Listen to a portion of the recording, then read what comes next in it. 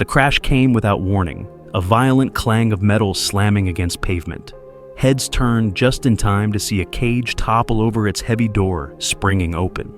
From inside burst a massive German Shepherd Muscle's taut eyes blazing with fury. His growl rolled across the town square like thunder sending shockwaves through the crowd. Within seconds, the cheerful afternoon unraveled into chaos. Mothers screamed, yanking their children close. Vendors abandoned their stalls, fruit and bread scattering under fleeing feet.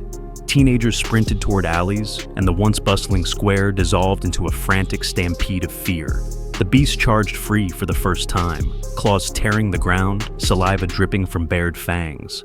Panic spread like wildfire, people tripping over one another, cries echoing against the stone walls. But while the crowd surged away in every direction, one figure did not move. George Miller, 72. Silver hair catching the sunlight stood at the very heart of the storm. Leaning on his wooden cane, his posture was impossibly steady, his gaze locked on the oncoming animal.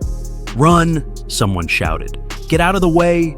But George didn't move. His eyes narrowed, calm and unflinching, as Titan barreled toward him, every heartbeat stretching into eternity. The square held its breath as Titan thundered closer, claws scraping against the stone. Mothers screamed, some shielding their children's eyes, unwilling to watch what seemed inevitable. The German Shepherd's roar split the air, its teeth glistening inches away from the old man's throat. Yet George Miller did not flinch. His grip tightened on the cane, not in defense, but in resolve. His eyes met the beast's with an uncanny steadiness, as though he saw not a monster, but something broken beneath the rage.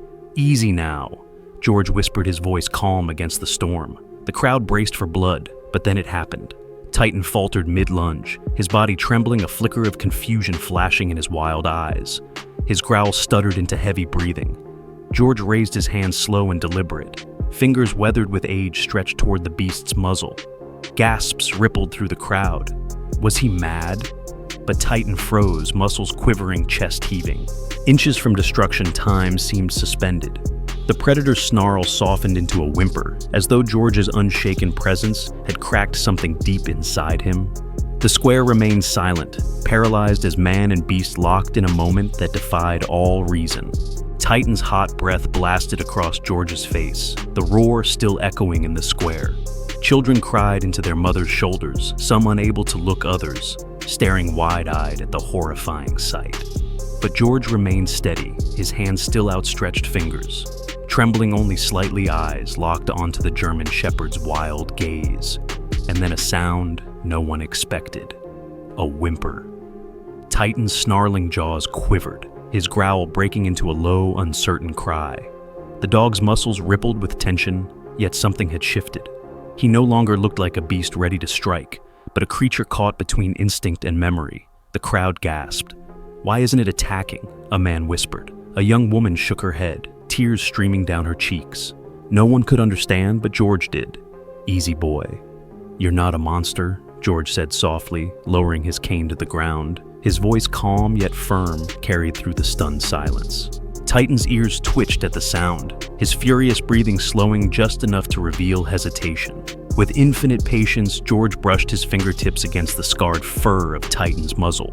The dog stiffened, teeth flashing, but did not strike. Instead, his trembling body sagged, as if weighed down by years of pain and confusion.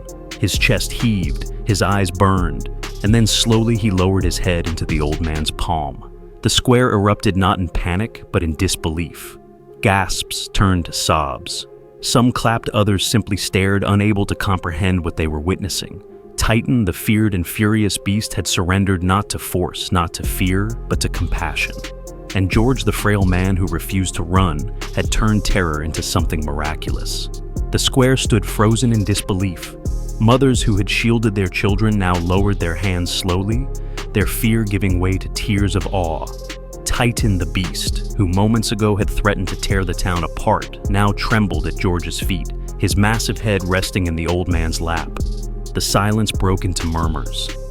How did he do that?" someone whispered. Another wiped her eyes.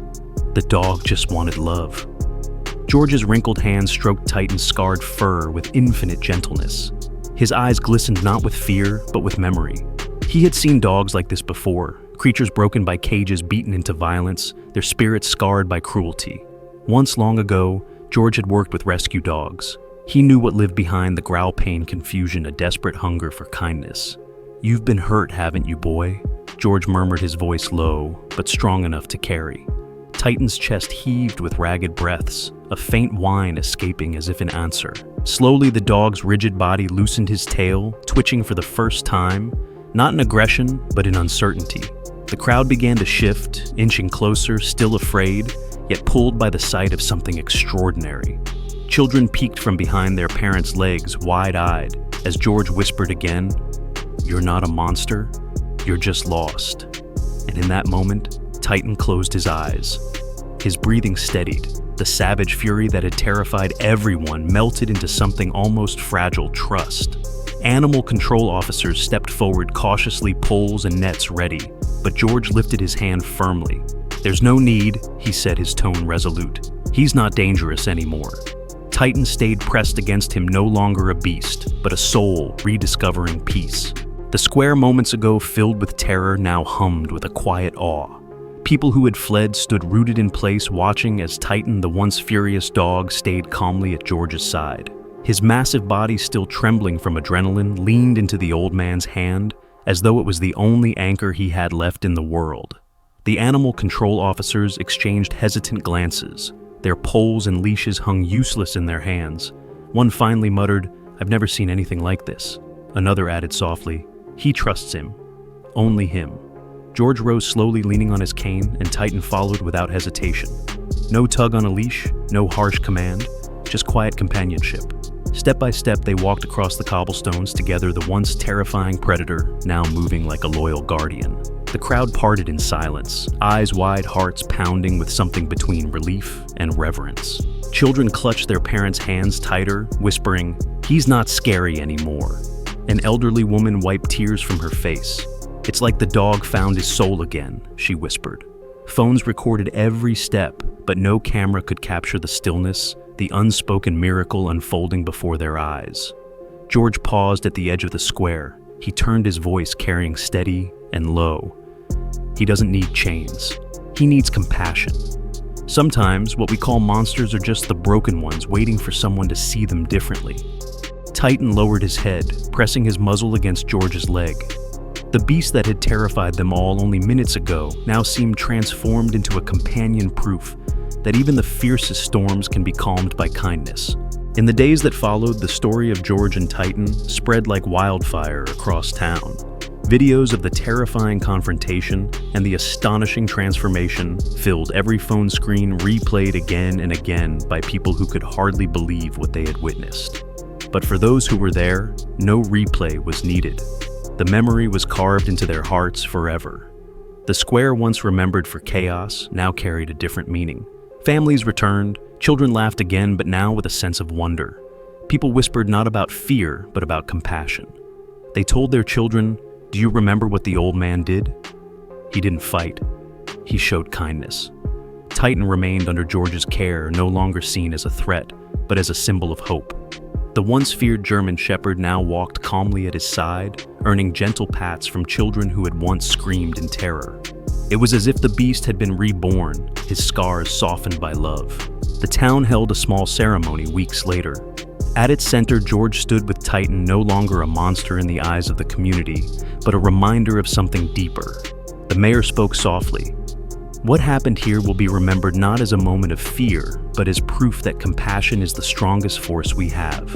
And so, Titan's story became more than a rescue. It became a lesson passed from parent to child. Sometimes the greatest strength isn't in running or fighting, but in standing still with love.